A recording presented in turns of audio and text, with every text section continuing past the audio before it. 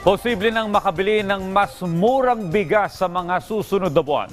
At para masiguro yan, nakipagpulong si House Speaker Martin Romualdez sa mga rice retailer at may-ari ng mga supermarket.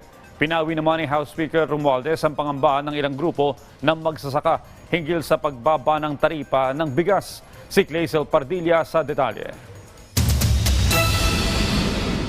Dapat maramdaman ng mga consumer ang inaprobahang mas mababang taripa sa inaangkat na bigas. Ito ang dahilan kaya pinulong ni House Speaker Martin Romualdez at iba pang miyembro ng Kongreso at ahensya ng gobyerno ang mga rice retailer at supermarket owner. We just want to make sure na we are all on the same page na coordinated po tayo. Yung reduction sa tariffs, so bababa yung presyo ng imported na rice, ipapasayan sa consumers. Nangako ang mga supermarket owner kay Speaker Romualdez na magbibenta ng murang bigas. They want to support and they want to sell the rice at government prices, at Kadima prices. They're ready for so long as the stocks allow yung inventaryo. So that's to be specific. May commitment na kami kanina, kaya kung medyo masaya ako kanina. Ang mas murang imported rice, posibleng maramdaman bago ang State of the Nation address ni Pangulong Ferdinand R. Marcos Jr. o mas maaga pa. At ang matitipid.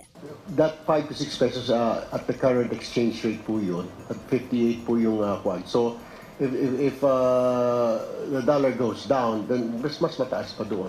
We want this to be felt as soon as possible. Sabi ng Grains Retailers Confederation of the Philippines, maraming importers ang namili ng bigas para sa panahon ng walang ani. Kaya para di sila malugi, hiling nila bigyan ng kaunting panahon para ubusin ang mga imported rice na nabili sa mas mataas na halaga. Nakapagbayad din iba po natin ng 35 pesos. Other way naman po, yung ating mga local millers, nakapamili po sila ng mga 29 to 30 pesos po ng palay. So meaning po, nasa mataas po na presyo, yun po kanilang hawak po ngayon na puunan. Maapektuhan po yung mga namuunan po ngayon sa malaki.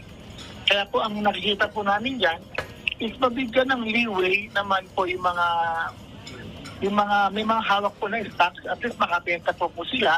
I-download mo na yan. May tariff reduction. Bumili ka na ng mas murang ngayon. Di ba, kasi may savings, di ba? So i-average mo na.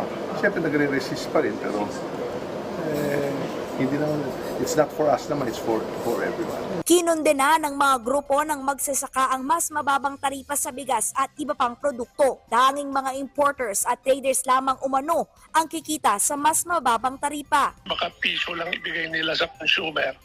Yung 5 piso, ibubulsa nila yung importer, yung mga wholesaler, all the way to retail. Sila ang makikinabang dyan ng malaki, hindi yung consumer.